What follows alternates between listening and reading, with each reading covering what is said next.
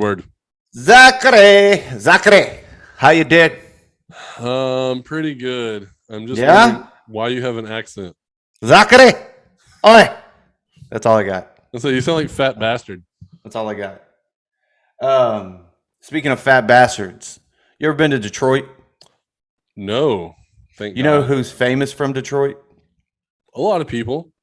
Can you think of probably the top number one person? I say top number one, but No. he's a rapper. Fat Joe? 8 Mile. Oh, well, he's not fat. Right, but I'm getting there. Oh, Eminem. He opened up a restaurant in Detroit. What do you think it's called?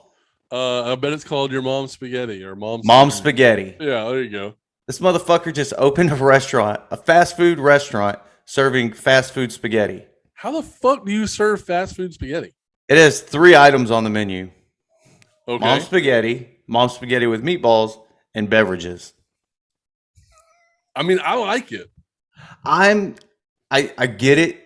Hey, you're like 10 years late, 15 years late on the gimmick, but I guess people still go off of Mom's Spaghetti.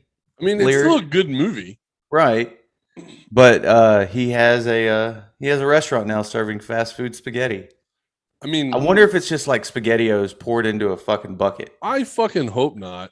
I hope it's like Premier noodles and like homemade sauce and shit. But he supposedly got this. I've seen 8 Mile, and it's probably not made like that. No, he supposedly got this pretty renowned chef that makes the spaghettis that makes it and serves it. I don't know. I want to say it was like a $10 dish or something like that. Meatballs was an extra $4, I think. I mean, that's not bad. I mean, I'm not going all the way to Detroit to just say, man, I had Mom's spaghetti. I was going to ask you, do we need to take the podcast on the road for a day trip to Detroit? A day trip to Detroit. Yeah. You just take the kids to school, jump on the plane, fly there. I don't know how long the flight is. We'll get there for lunch. Yep. We'll fly back. I don't know. Okay. Why not? Why not? Right. You can probably get points. We'll have to bring our bulletproof vest and yeah, that ain't no shit. One other thing I got for you. You watched any porn recently? I mean, yeah. I mean, what's today? Wednesday? Thursday? Yeah, I have. How would you feel about if they had jump scares in porn? Like you're watching P and the V, and then all of a sudden, like here comes a ghost and he jumps out. Just mid-stroke, they're like, oh, yeah. Ah! And then you get scared. Would you continue, or is that probably right at the point you bust? Well, that's what I'm saying. I think it would probably be bad news for my keyboard. I mean, usually I'm prepared for when that's going to happen. So, I don't get it everywhere. Yeah. I mean, I'm talented. I can clean up after myself. But I think that's the point, right? Like if you watch a porn, now granted, I only need about 30 seconds of one, so I probably wouldn't make it to the jump scare. And I think a lot of people probably wouldn't make it. And if you do, hats off to you. I mean, yeah. Wow. Proud of you, buddy. Fucking Popeye the Sailor Man over there. Yeah, that'd be a little interesting. Just, all right, how's this plumber going to get paid today? Oh, okay, sex. Okay. He's about to take her paid. Oh my God, what was that? Right? Yeah. Like I'm not a fan. Especially because usually when I watch porn, the volume is like as low as it could be where I can still hear it, right? And then like if somebody jumped out and screamed, my phone would be really loud. I'd probably drop my phone. I don't know, like I don't want to draw any more attention to me when I'm, in the moment. You're doing rookie stats there, son. Headphones. Well, no. If I put headphones in, though, and you jump scare me, then you're going to freaking bust my eardrums, and I have to explain to my wife, yeah, I was watching porn with my earbuds in. And, I was watching this scary movie. Yeah, she's not going to believe that. Yeah, that's true. You don't like scary movies. No, I love scary movies, but what I'm saying is she knows that I want to, if I'm watching a movie late at night, I want to be able to hear my surroundings, so I won't put my headphones in. So that might be a problem. I don't know. Well, I fuck, mean, it'd dude. be funny to like tell your friends, dude, you got to check out this chick, and like 45 seconds in, there's somebody's gonna scare the shit out of them. Like, that I would be think funny. I think I would turn it into a game to where I tried to bust when the scare came. I'm telling you that I would. I wouldn't be able to hold it back. It'd be like, oh, God damn it. Like all kinds of everywhere stuff. It's on the roof again. So, yeah, that would be, man. Like, what asshole thought of that? Oh. That's not a thing, right? Like, I shouldn't be worried every time I go on the hub now, should I? I will research this for the podcast and let you know. For the podcast, I hope. For the podcast. That means, though, you'll have to watch it. Like, you have to watch one video first to, like, get that out of the way. And then you'll have to research it. Because then you'll just go down a rabbit hole. And then it'll be like 3 weeks before I see you again. So, that's not a good look. Godspeed. You're all sweaty. You haven't showered. You smell like Munster cheese. I actually don't know what that smells like, but based on our conversation and the context clues, I can imagine. It's probably not good. Bro, we got little time, lot to cover. You ready? Yeah. I mean, we already missed last week. We had a freaking game tonight. We're already behind the 8 ball. Hey, it is what it is, but you know what? That's part of this show, and that's why you love it. That's why you're here. That's why we're starting now. Let's do it. Woo! Let's go!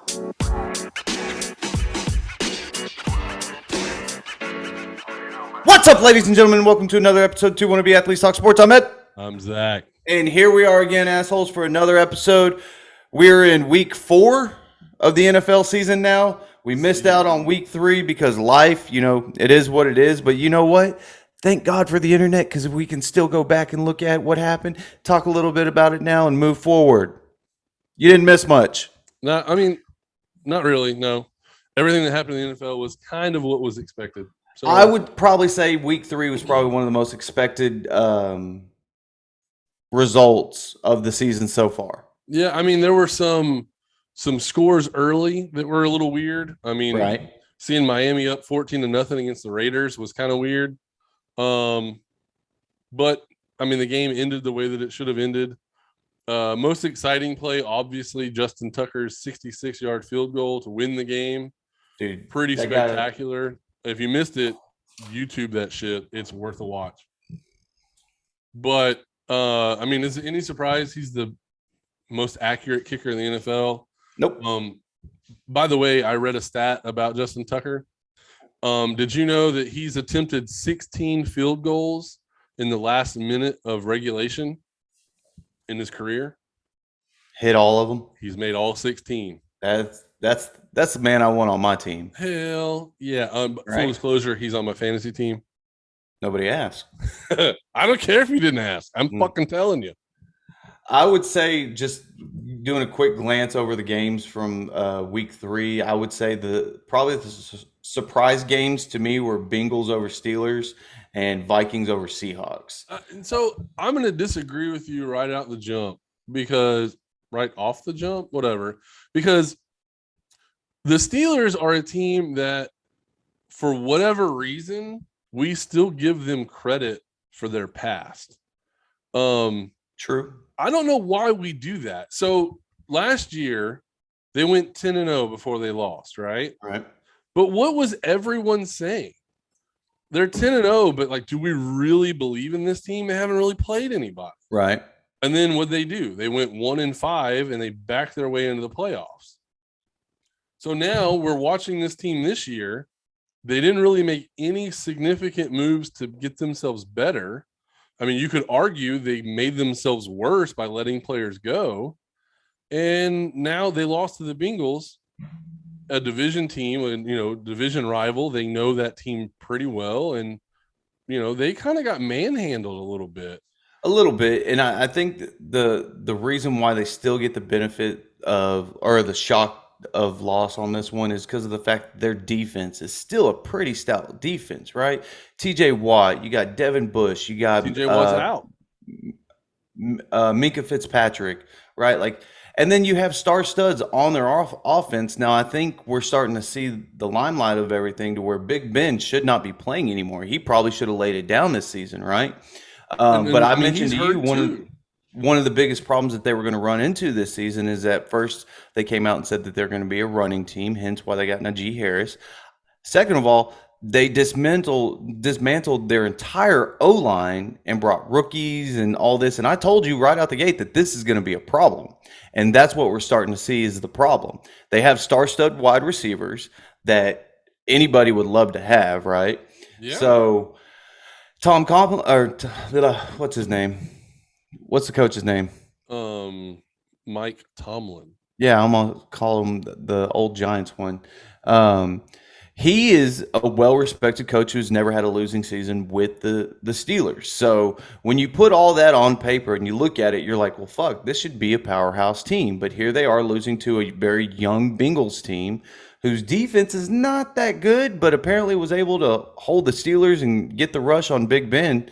I mean, 24-10 tells you enough, right? Well, I mean, didn't they pick Big Ben off twice? I think so. So, I mean, look, I guess we're coming to the end of the Steelers era as with a Big Ben era as we know it. 1-5 last season, I think, told us who they actually are. And I think going 10-0 gave that front office false hopes of, well, this is who we actually are. We just kind of faltered at the end. I think it's the other way around. I think this team is done. Yeah. I don't think they're making the playoffs. I think the teams in their division are too good. Lamar Jackson basically is going to win that division hands down. Cleveland might have something to say about it towards the end of the season. We'll see about that. But, I mean, you look at just the quarterback position, Baker Mayfield, Lamar Jackson, Joe Burrow. Yeah. They're all 10, some of them are 12 years younger than Ben Roethlisberger.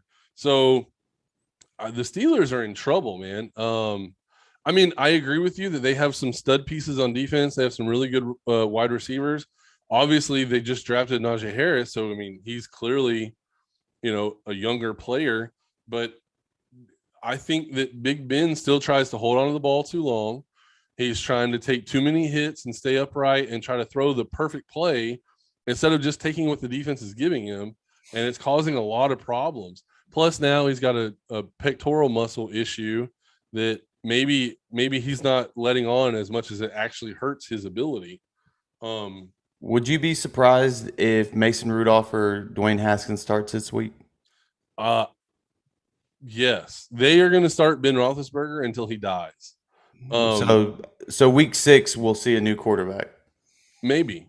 But the deal is with me though is that I feel like the quarterback of the future is not on that roster. No, they're going to draft him within the next 3 years. And even 60% of Ben Roethlisberger as he is now is better than the other two quarterbacks on the roster. Yeah. I think if Mason Rudolph was going to be anything, he would have been already.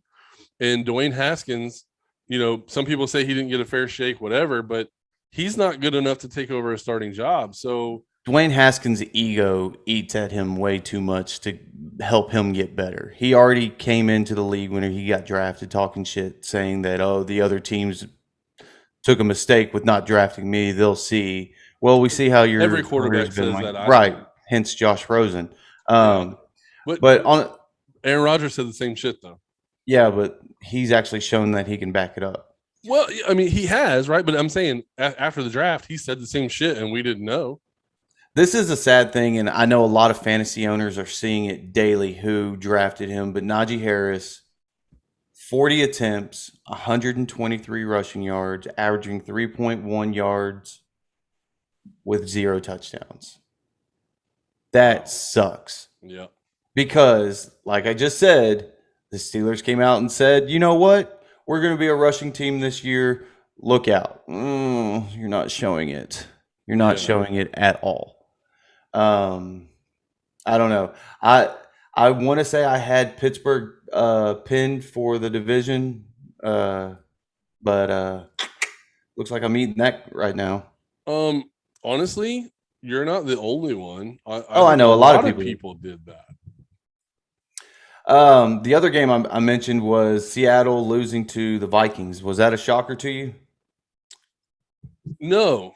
I predicted before the season that Kirk Cousins was really going to step it up this year and prove his worth to the Minnesota Vikings. And for him to do that, his team has to win these games. Seattle, I think we've been saying it, Seattle's just not it's hard to say they're not good because they're a good team, but it seems like they always lose these games when the competition is even, right? Like, because Minnesota has a good defense, Seattle has a pretty good defense. Seattle has some pretty good wide receivers. Minnesota has some pretty good wide receivers. I would say Russell Wilson is a better quarterback than Kirk Cousins. I think most people would say that. But we touched on it 2 weeks ago. If Seattle doesn't run the football, they're not going to win. And the difference between these two teams is Minnesota can run the football. I mean, Dalvin Cook was injured, right? So the Alexander Madison. There you go. I couldn't think of his first name. Madison took over, and he had a hell of a game.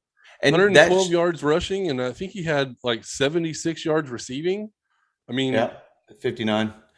So there you go. I mean, but that shows the strength of that line right there, that they can almost put just about, I don't want to say just about anybody back there, not to take away the talent of Dalvin Cook and Alexander Madison. Yeah. But they've done a really good job of keeping Madison afloat and letting him get those one-team reps prior to Dalvin Cook going down, because they were expecting this could always happen, and it did. So Alexander Madison knew the role, came in, did his part, outstanding job.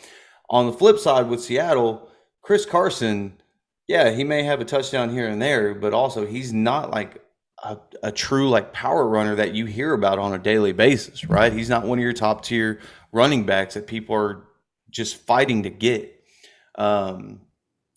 I still think one of the problems, and this goes to Russell Wilson's grievance, is the O-line. The O-line, and I know I'm big on O-line talk and this and that, but at the end of the day, that's a very key component to winning. If you can get your quarterback to stay in the pocket for a long time, or get the protection to get the ball released, or open the gaps to get the running back through, whatever it may be, that's a huge part of your game, right? If your quarterback is scrambling and rushing 65% of the times, well, you're probably not going to get a successful pass off or get the play completed, right? So I think that's still part of the issue with that team. I think Pete Carroll is also not adapting to how fast the NFL changes. I don't think he's changing his playbooks much to where defenses already know what's coming when they play Seattle.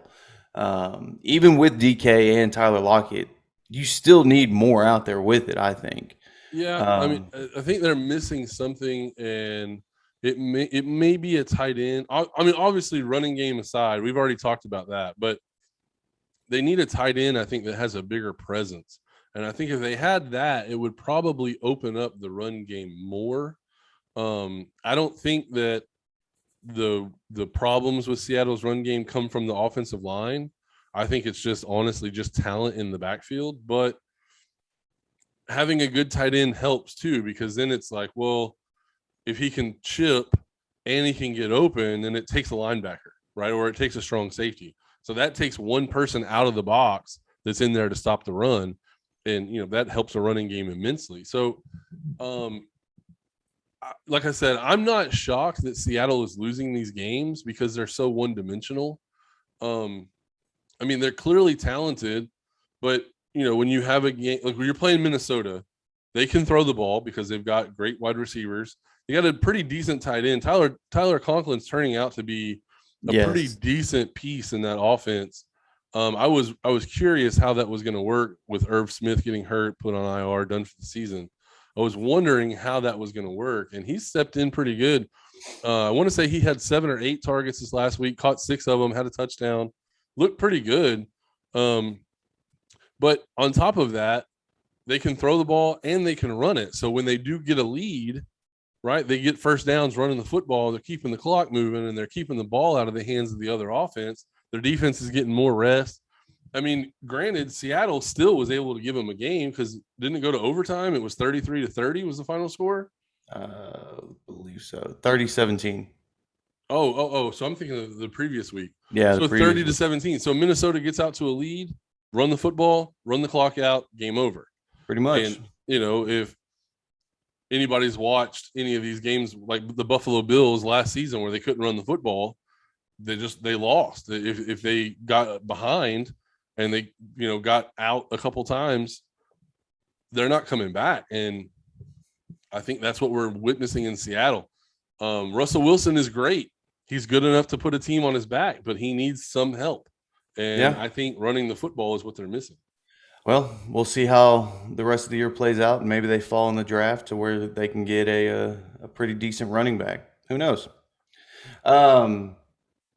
Like we said, a lot of week 3 was pretty predictable, and a lot of the results were as expected. So let's just jump into week 4. You good with that? Well, I wanted to mention one other thing about week 3. Nobody cares. And do we think that Kansas City is in trouble? No. I mean, they've been beaten by the Ravens, which we both believe are a pretty good team. They're probably going to win their division. And they got beaten by the Chargers this week, which are also an up-and-coming team that also, if you remember correctly, Justin Herbert's first game last season was against the Chiefs, and he put up a hell of a fucking fight. Okay. So I remember that. I don't want to say that they just played 2 bum teams and lost, because that's not what the case was. True. I think we're starting to get better teams that are facing off against Kansas City. Who do they got this week? Well, I guess they got the Eagles this week, so they'll get the win there. Yeah, the Eagles. I thought the Eagles were better than they actually are. Oh, dude, I fell for that fucking trap too. Yeah, I bet a substantial amount on the Eagles 2 weeks in a row, and I've been disappointed. I won't do it anymore. No, they're done. I can't trust Jalen Hurts. But that's more what I was getting to with the Kansas City Chiefs. Is it to the point where now we're starting to see the Patrick Mahomes that was at Texas Tech that just threw the ball around and threw a lot of careless interceptions?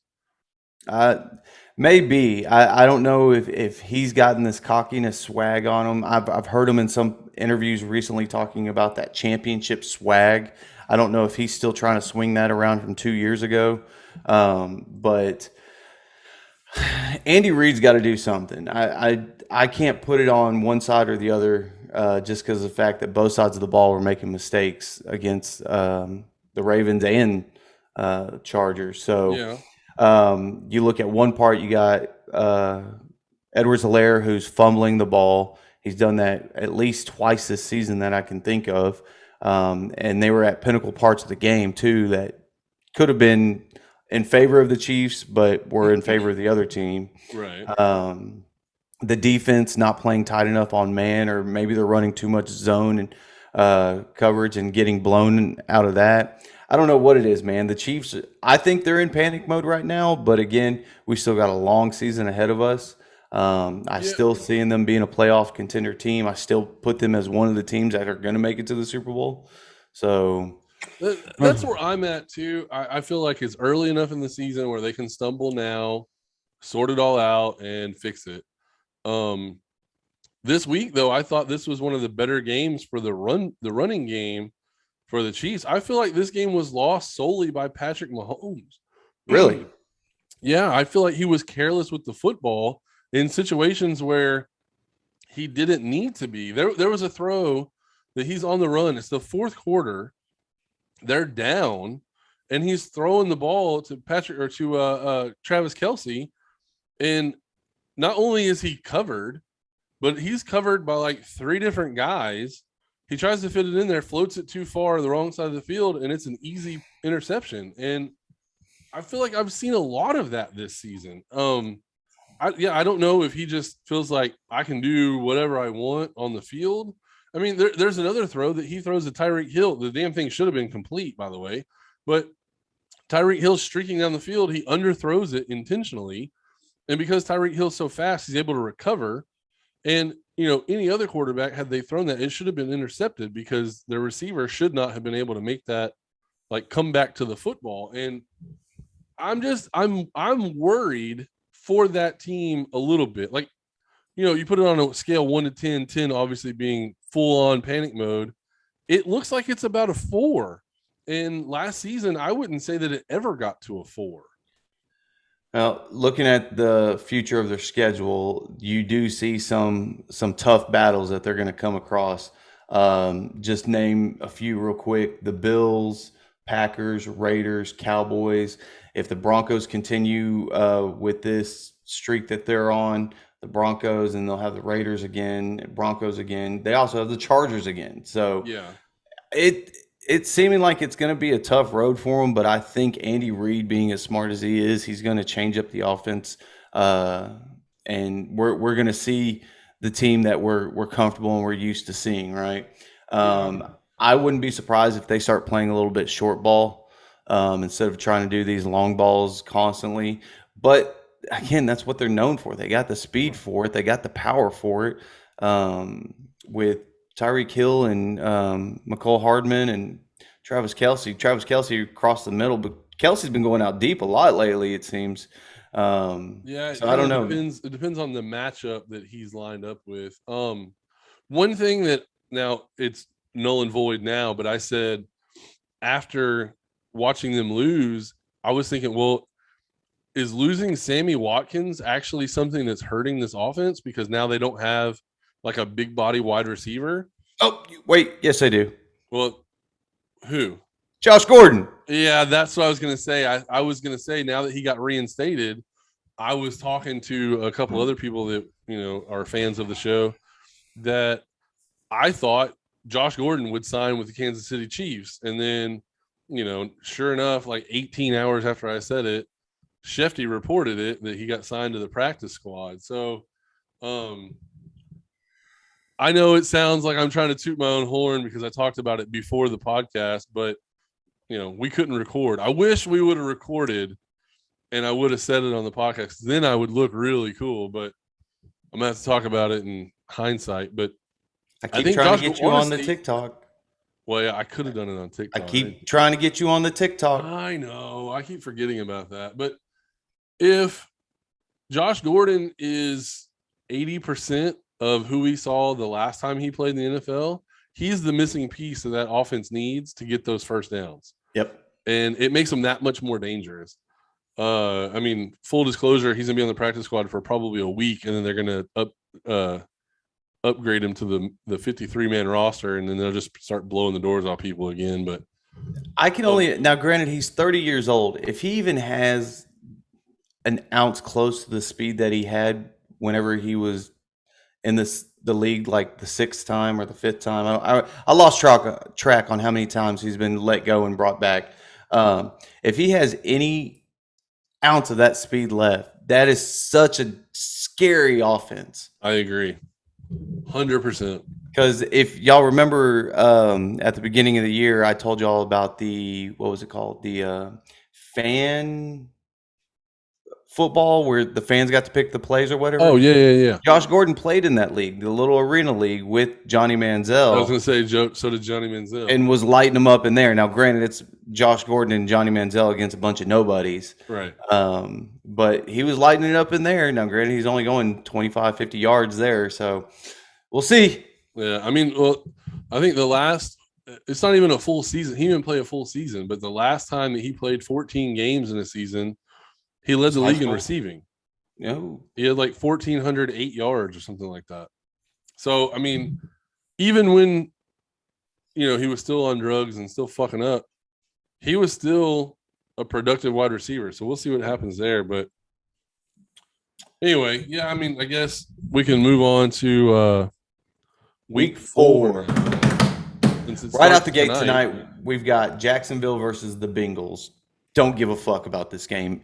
I think it's pretty cut and dry. Cincinnati's going to win this game handily. Jacksonville just can't do anything on offense. Their quarterback play is not very good. Really, their coaching is not very good. This is an abysmal team, and it makes sense that Cincinnati is favored by 7.5.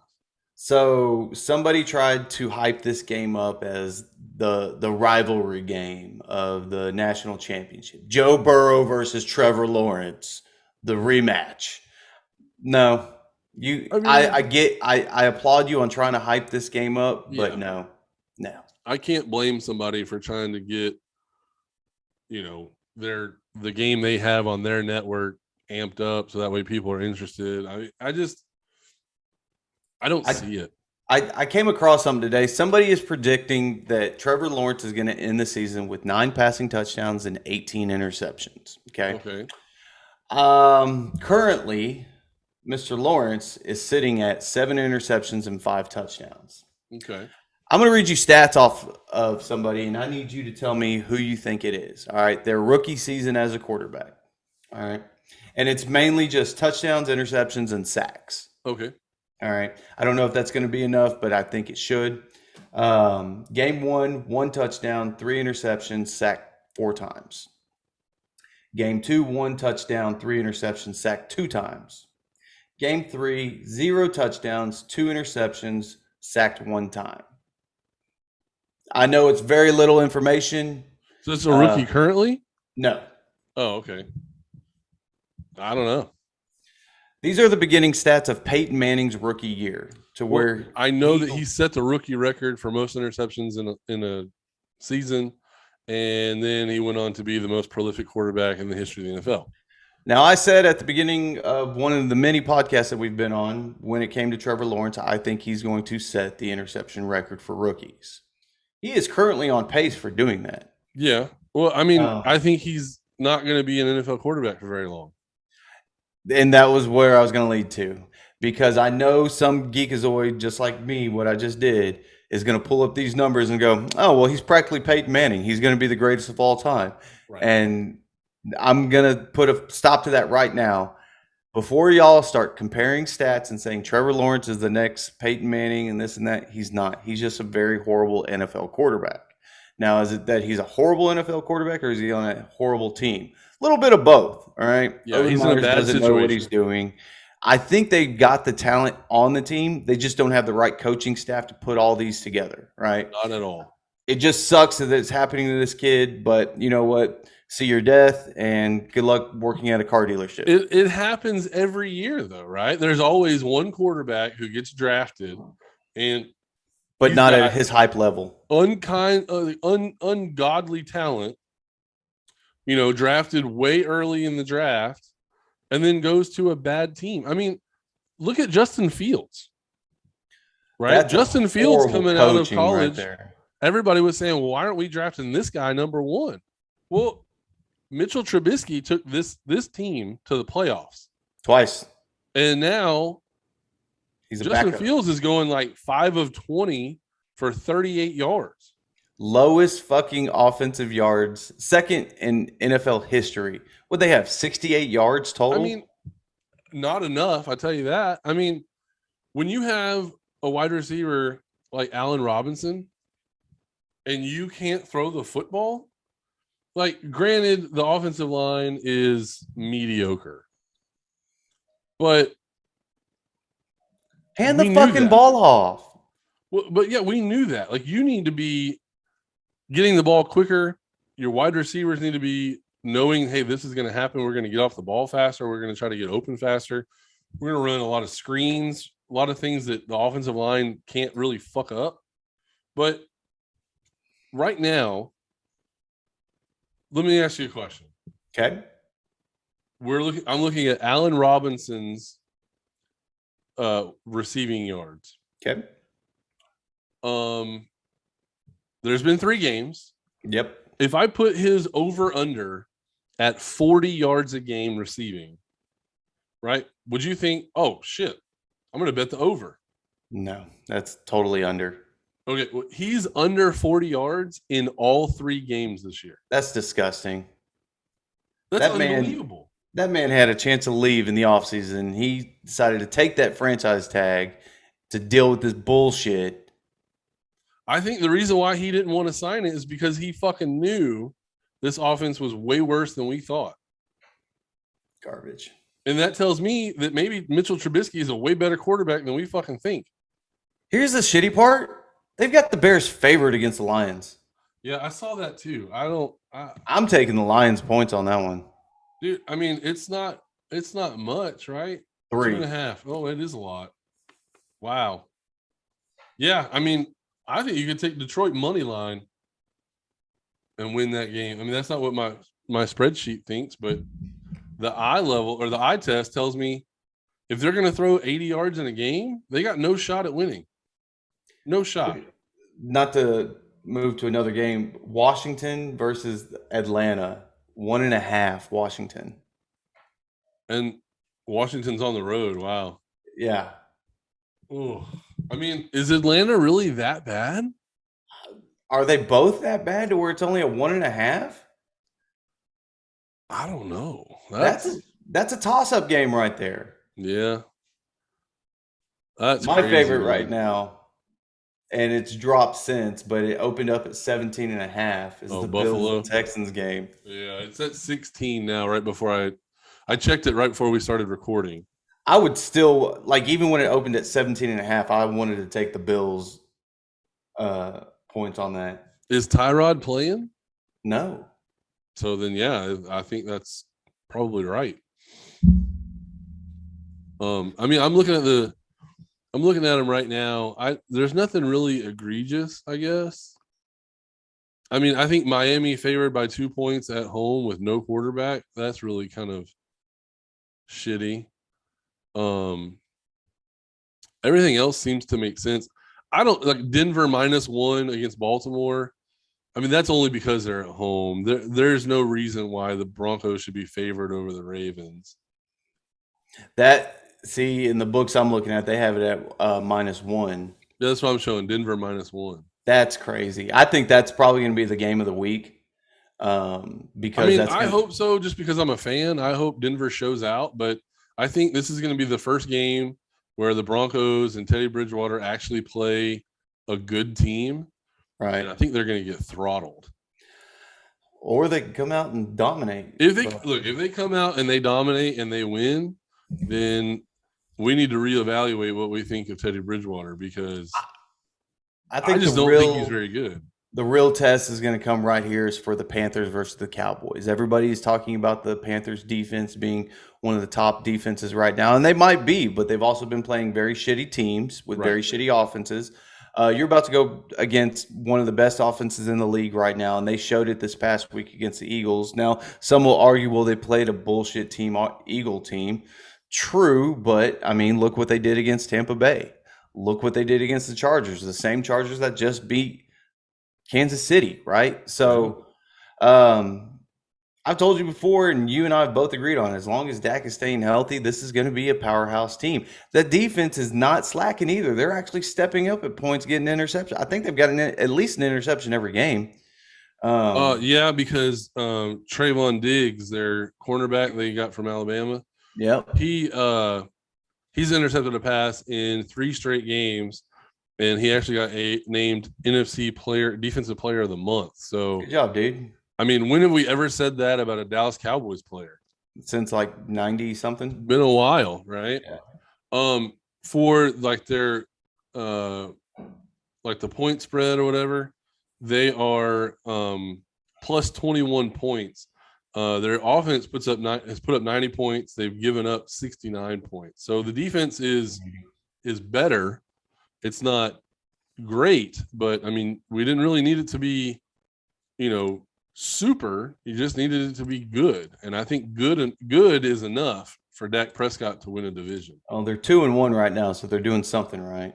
Right? Yeah. No. Clearly, they're doing something right. I'm just saying that you don't need a juggernaut for a defense on that team, right? Like other teams need a really good defense because their offense isn't that good. This offense is great. I think they've got playmakers at every position other than tight end. And, they can score points and they can put up points against the best defenses in the league.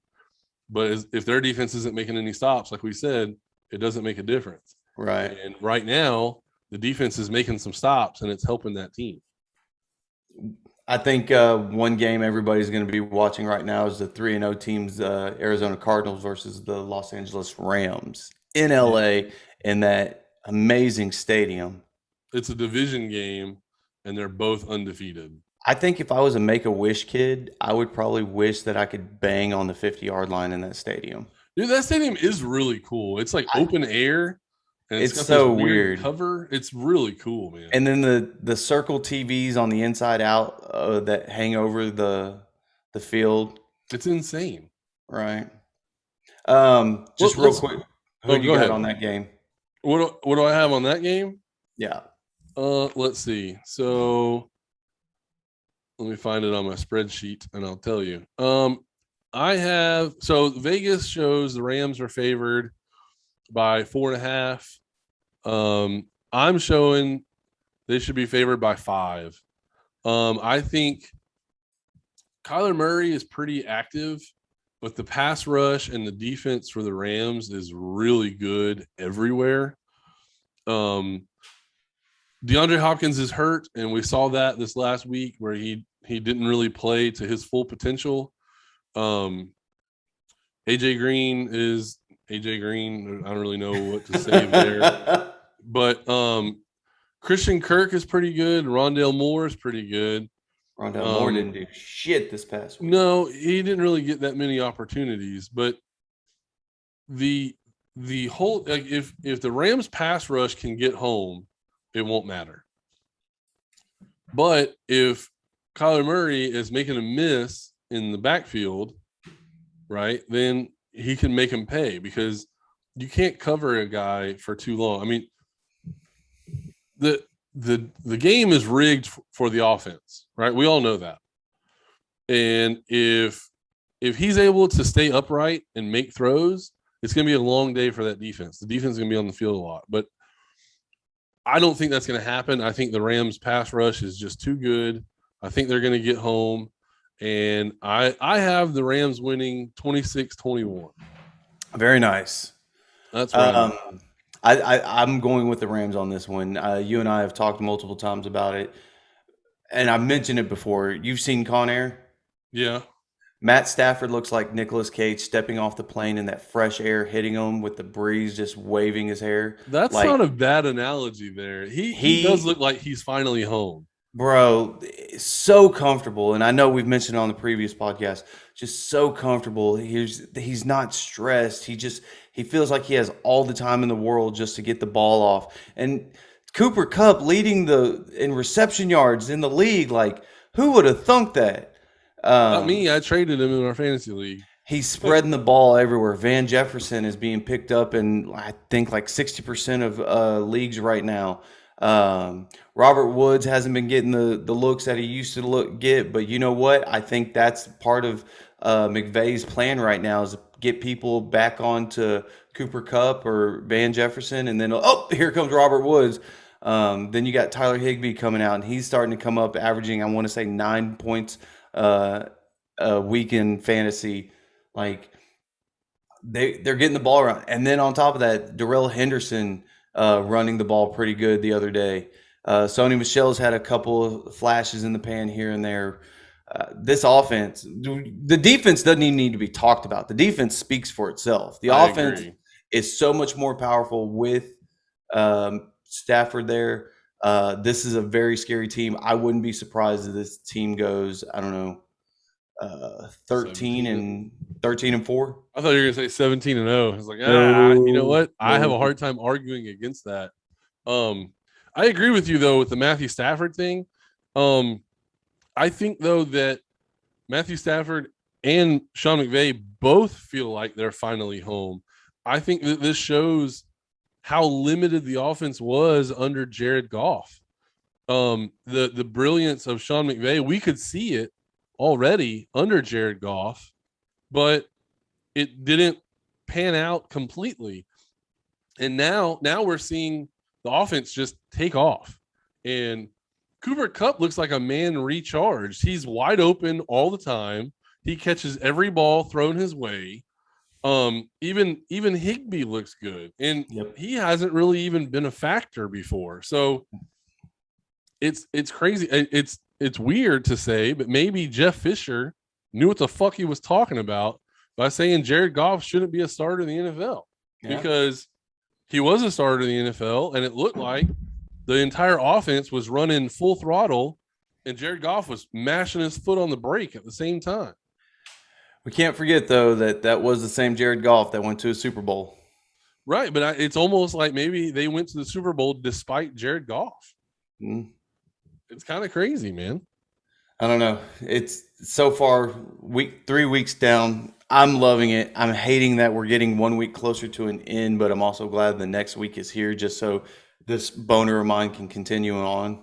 Hey, so since we were talking about the Rams, Cooper Kupp also was your NFC Offensive Player of the Week or Player of the Month. Good for him. To round out the AFC, just because I want to talk about the Broncos, Offensive Player of the Month in the AFC, who do you think it was? Well, apparently it was a Bronco. Nope. Oh, AFC player. Oh, that was Josh Allen.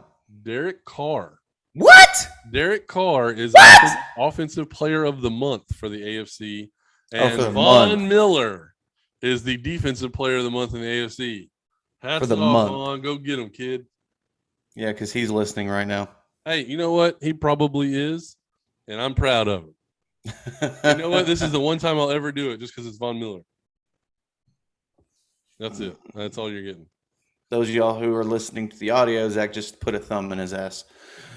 I put a thumb up for the A&M thing because I really think A&M's stupid, but whatever. Speaking of A&M, all you Aggie fans out there, y'all okay? Y'all good? We got a hotline you can call. Because that ass whooping from Arkansas. Whoo! Whoo! Dude. I called it too. I called it. You 100% called it. So, I mean, are we going to say now that Arkansas is a legit contender, or do we just say that Texas and Texas A&M suck? I don't want to put A&M on the suck list yet. They suck. They clearly suck. They almost lost to Kent Arkansas? State. They almost lost to Kent State. They should have lost to Colorado. Sure. I know I've spoke to a lot of people who have put them winning over 10 or 11 games this season. You still got Alabama. You still got Ole Miss. There's somebody else winning 10 games. No. Who do they have this week? I think they have a tough game this week too. Another loss. That's all I know. Mississippi State. Yeah, that's a loss. That's going to be an interesting game. They're playing in Aggie land. Yeah. Over in Tamu. I hate when you call it that. I'm looking for Ole Miss in Alabama. Oh, man. Well, you want to talk about the college slate? You got anything going on there? I haven't even looked at it. The what? The college games. You got anything pressing? I'm glancing over it right now. Iowa, Maryland. Iowa's taking that one. Arkansas and Georgia is going to be a good game, but Georgia's going to come out on that one. We need to talk about. Anytime Georgia comes up in it, though, I can't talk about it because we already know the outcome. That defense is way too powerful, and we say it too much. I feel like we're repeating ourselves on it. They're going to manhandle Arkansas's offense. So you think hands down Georgia wins this game? They've got Georgia 18.5. Okay, but I mean, I'm sure Arkansas wasn't the favorite against Texas or Texas A&M. I want to say against Texas, the line was like 7.5. But they weren't the favorite, right? True. So, I mean, I'm going Georgia all the way on this one. Oh, I mean, I'm with you. I think Georgia is finally there. They're going to have to beat Alabama, which they won't do. I think they will. I think I've got Georgia winning the whole thing. Wow. They haven't done that in the last 50 years. When's the last time they won a national championship? Oh, that's a good question. I mean, I know they had to have. I don't know Georgia football that well, but you know, normally we always see 1980. Holy shit. Wow. But normally we always say that, you know, Georgia and Auburn, they're always those teams that they look really good. They always have one fucked up win. I mean, fucked up loss. I mean, where they should have won and they didn't. They got Michigan playing Wisconsin in Wisconsin. They actually have Wisconsin favored by 1.5. They're unranked. Michigan's ranked 14th. I do see Wisconsin winning that one. Wow. Cincinnati over Notre Dame, 7-9. I want Cincinnati to win so bad. I've got Cincinnati winning that one. And then the big top game that everybody's going to talk about probably is Ole Miss versus Alabama. I think this is going to be a hellacious game. Like I think that Ole Miss is going to put up a fight that Alabama's not expecting. Their quarterback, I almost want to call him Matt Castle, and that's not his name. Matt Corral. I think he's going to be lighting them up. It's going to be a damn good quarterback match between him and Bryce Young. I know you and we don't really talk about these top tier games like this because that's what all the national spokespeople are doing. But this is going to be a fun game. I'm definitely going to be watching that one. I mean, I'll watch it just because, it's a great game. But I think, honestly, by halftime, we're going to know Alabama's going to win this game. I think it's going to be a one touchdown game come halftime. So I think it's still going to be a nail biter. They're going to draw the crowds in to change the channel over to CBS and watch that game. Well, we'll see. The game that I'm really going to be interested in is the Battle of the Piney Woods. Yes, sir. October 2nd, Sam Houston State is going to take their 3-0 record to play the dumb team from up north that I'm not even going to say their name. The Lumberquacks? I mean, whatever you want to call them. Full disclosure, Ed and I both went to Sam Houston State. Eat them up, cats. My brother went to Stephen F. Austin. So I'm just going to root for Sam Houston State just for the fact that I don't want my brother to be able to say anything at Thanksgiving. But it's going to be at NRG Stadium. So they like to have this game in the big stadium so that way they can play on the big stage. Have you been there yet to watch one of the Pineywood games? I have never once watched the Sam Houston State football game. I watched it on TV, of course, but never once have I seen one in person. In NRG, I've been to 3 of them to watch them. And, dude, the experience there is just like being at another college game. It's so much fun. The crowd's in it. You see waves of orange and purple. No fights break out, which is always a good and bad thing, that's probably the best part, yeah. But Sam Houston steps up there the way that they play when they come against Stephen F. Austin. So I would highly recommend if you're in the area, you want to go catch a good college football game this Saturday, go check them out. Root for the Bearcats, eat them up. That's right, eat them up, cats. I want to say Sam Houston is on like a 15-year stretch of beating SFA. It's pretty long. And the overall record, as long as this rivalry has been going on, Sam leads. So I don't have those numbers in front of me. Intern, get those numbers! I'm trying to look it up. Oh, sorry. Thought you were. One side game while you're looking that up, Oklahoma versus Kansas State. I hope Kansas State comes out and just destroys Oklahoma just because of the fact that I'm sick and tired of Spencer Rattler's name being brought up as being a good quarterback. So enough said on that. I want to touch on that because I can't stand that guy. But so Sam Houston State, Stephen F. Austin. Sam Houston wins the head-to-head matchup.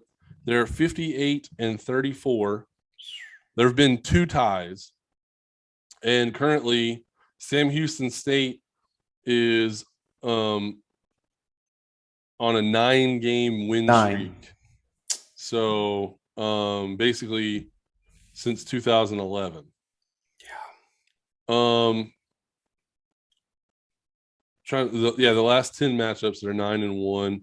Largest margin of victory was 38-0. But that was in 1926. So I don't know if we really want to count that one.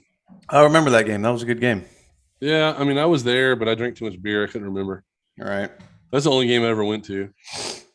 But right now, Stephen F. Austin's 3-1. So might be a good game. I don't think so. I think Sam blows him out. But getting on to Spencer Rattler. Can we stop talking about this guy? I would love to. He is a horrible quarterback. Like, he throws the ball really well. Can't read a defense to save his life. If the guy is not wide open, he can't complete the pass. And why Oklahoma continues to be ranked in the top 10, I don't get it. I don't either. They haven't really played anybody. They haven't beat anybody. Looking at it real quick, they haven't played a ranked team yet. Their hardest competition was probably Nebraska.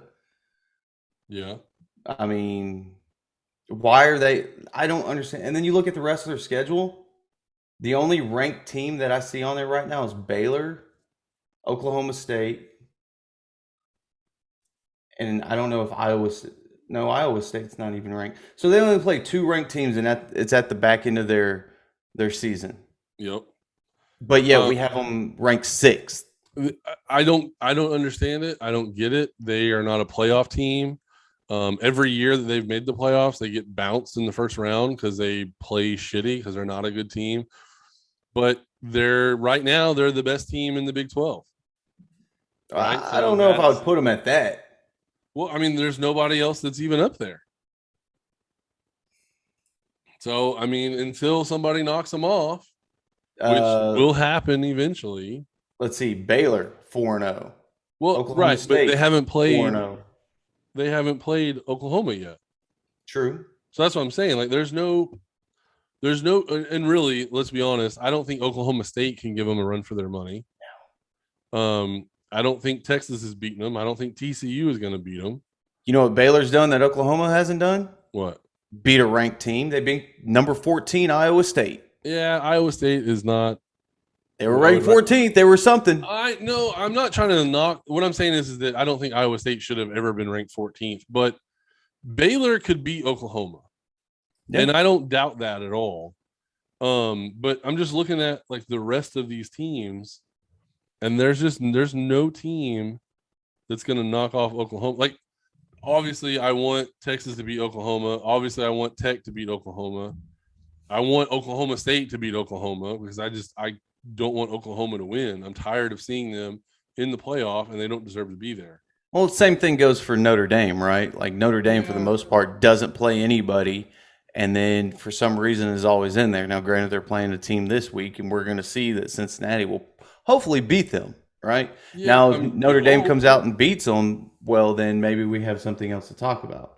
Well, and yeah, if that happens, obviously, then we'll give them their due justice because they beat a legitimate team, right? But we're so tired of them not playing anything all year long. They go 11-1 or 12-0. They make the playoff, and then they get obliterated in the playoff. Like that's what I hate more than anything. Is it how many years have we had the playoffs? 4 years, something like that. 4 or 5 years, right? And there's always 2 teams that actually deserve to be there. They end up playing in the national championship. Yeah. And it's like, well, we didn't even need a playoff for that. We could have just used the BCS computers. We would have got those 2 top teams, and nobody would have bitched about it. Everybody would have bitched anyway because they always bitch about something. But my point is that no one would actually have a legitimate complaint. Right. Right. So, there's only been, I think, 1 year when it was Alabama, Oklahoma, Clemson, and Ohio State, which it seems like it's that every year. It was last year. So, but that was the only time where, well, no, because a couple of years ago, Ohio State won. And we weren't expecting that, right?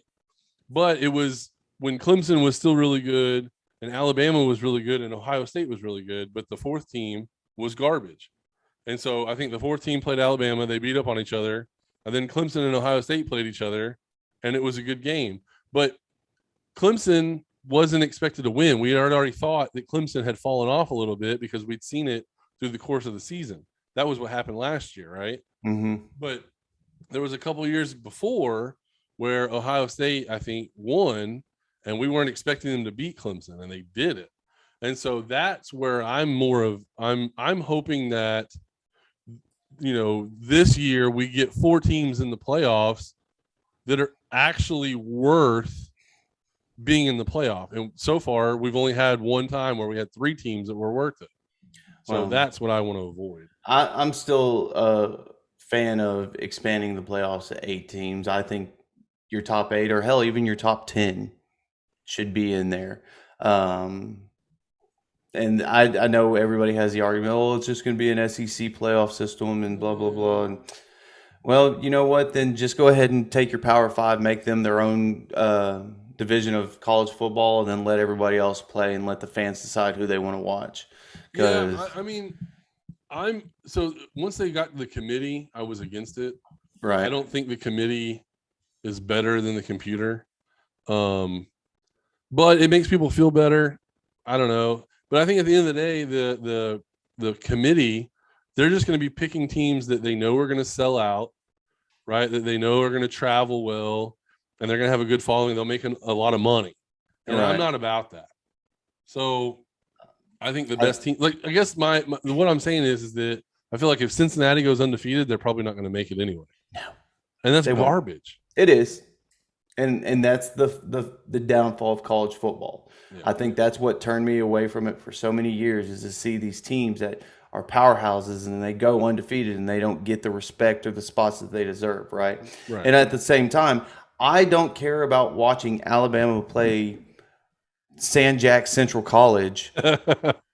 I don't. Like, No, I don't care at all. No. I don't.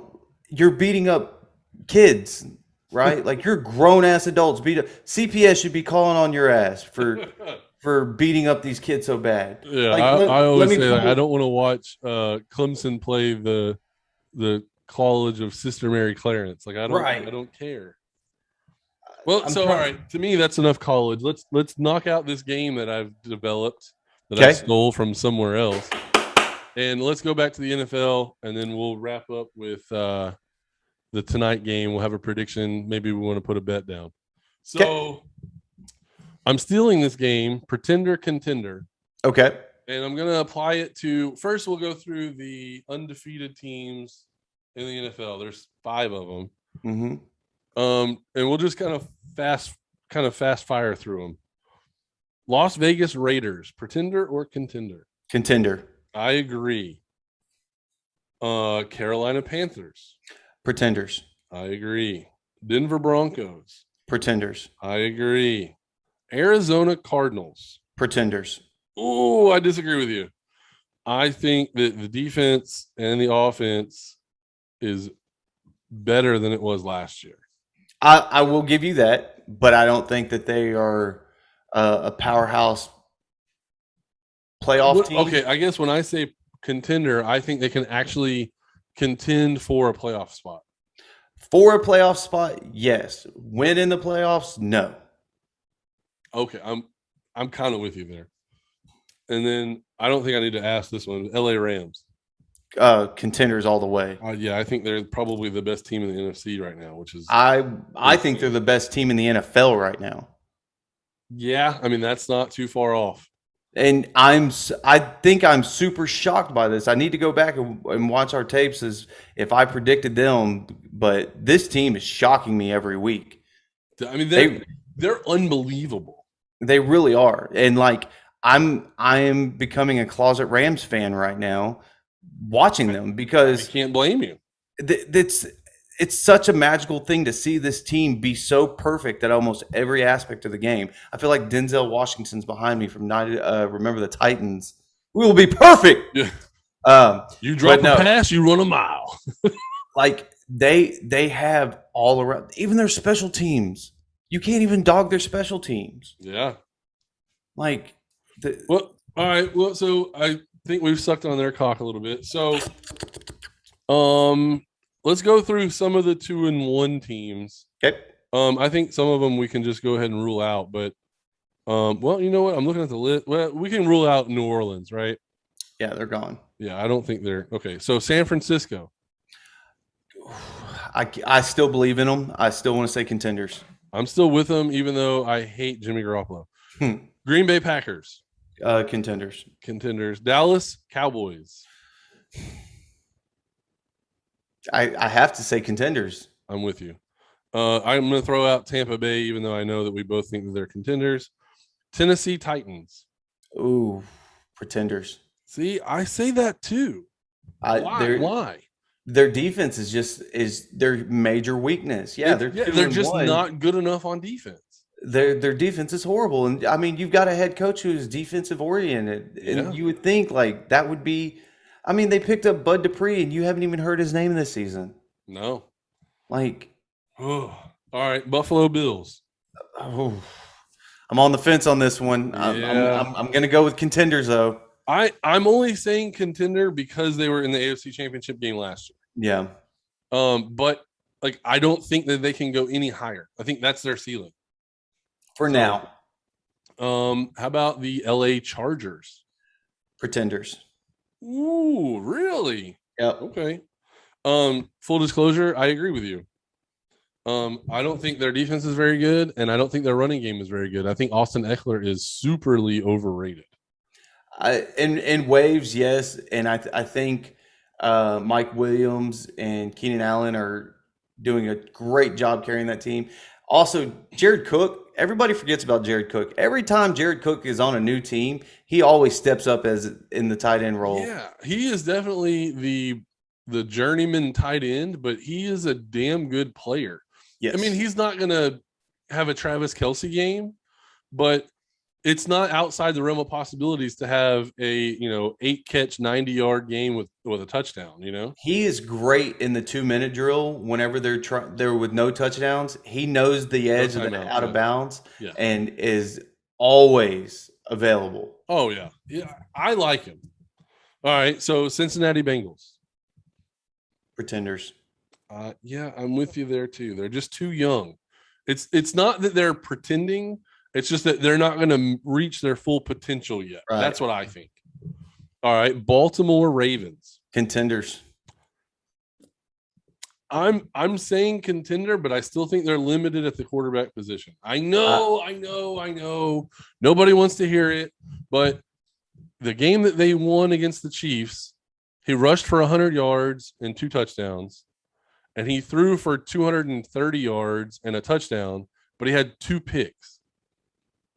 There's just no way that in the playoffs you can survive throwing 2 interceptions. True. It's just not going to work. And I feel like in the playoffs, they're going to force you to throw. Absolutely. And if you have the propensity to show other teams that you can't throw the football correctly, accurately, you can't make the correct read when you're getting pressured, they're going to burn you with that. So I'm thinking pretender, but they're going to win their division. So it's like, they have to be a contender. And the last one to round it out, your Cleveland Browns.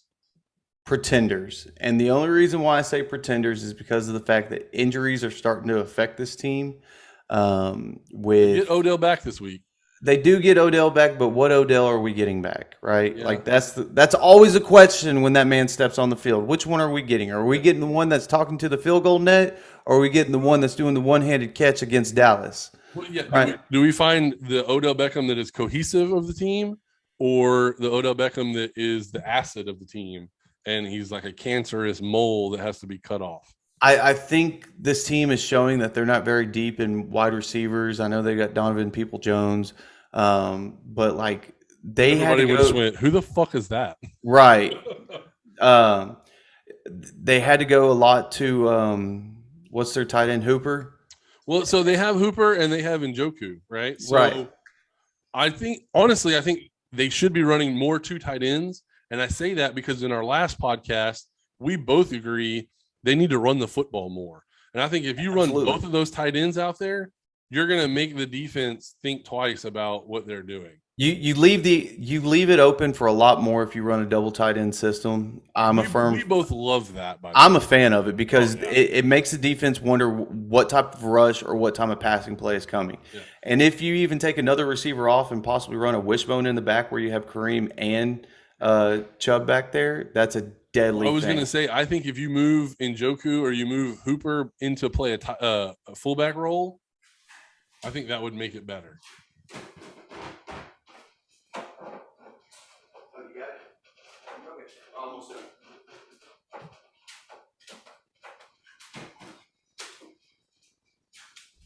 Yeah, I'm with you on that. I think, but also at the same time, that goes back to what we were talking about, where if you rush the ball too much, then you're breaking down Kareem or you're breaking down Nick Chubbs, right? Right, but that's what I'm saying. I think if they stay in the area of 15 to 18 carries for both guys, right, and then let's just say you start out the game and you want to run the ball 30 times, right, and you want to split it evenly, but obviously you're going to have some drives where Chubb's the hot hand or Kareem Hunt's the hot hand, and you stick with it that way, and that way you end up splitting it to where it's 18 to 12.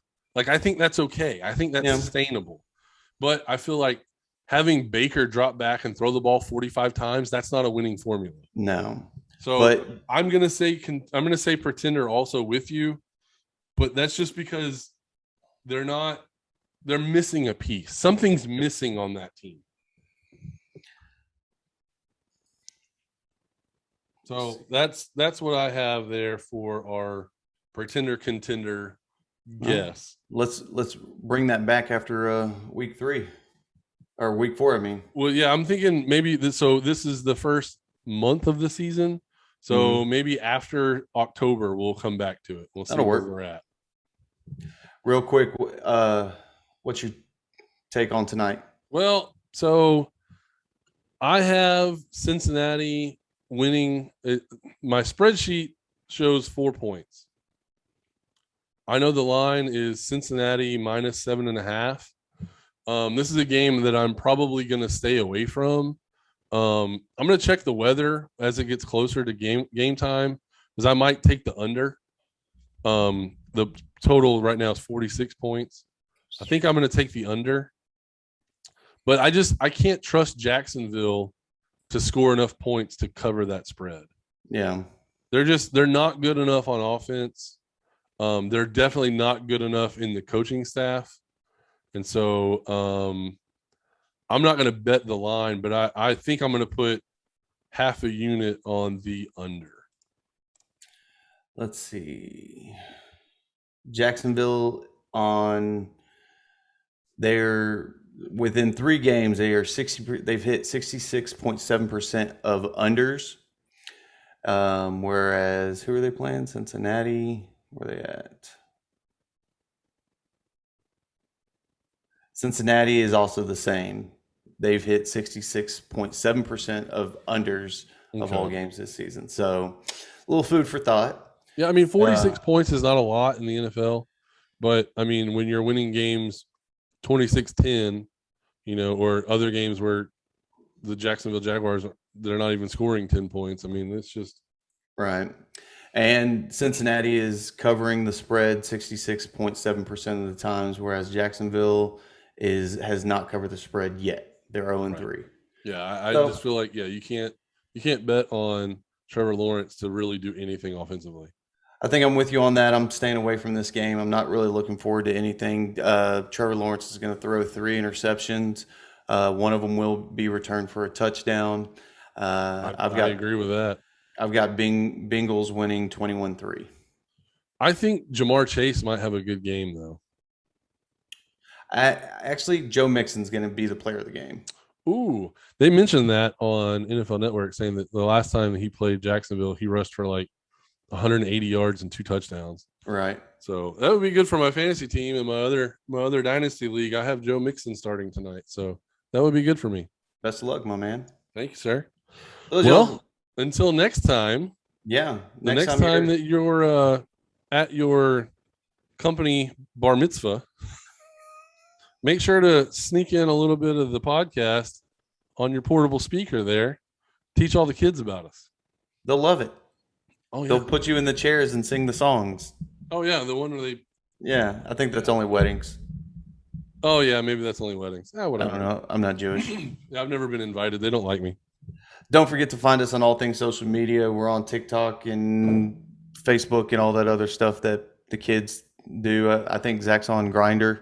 Hey, by the way, we didn't even mention, we want to thank the fans. Yes. On the TikTok that I'm going to click on, and it's going to play loud music right away. So, on our Two Wannabe TikTok page, we have a video that has reached 214,000 views. Yes. We're still not sure how we did it. We don't know what happened, but thanks, guys. That was a cool feeling watching that thing tick up.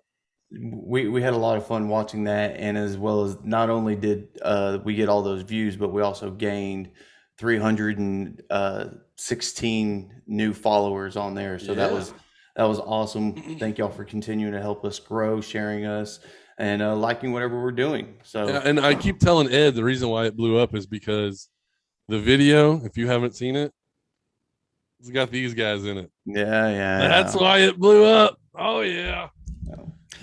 This has been another episode of Two Wannabe Athletes Talk Sports. I'm Ed. I'm Zach. And we'll see you next time, assholes. Always the GOAT.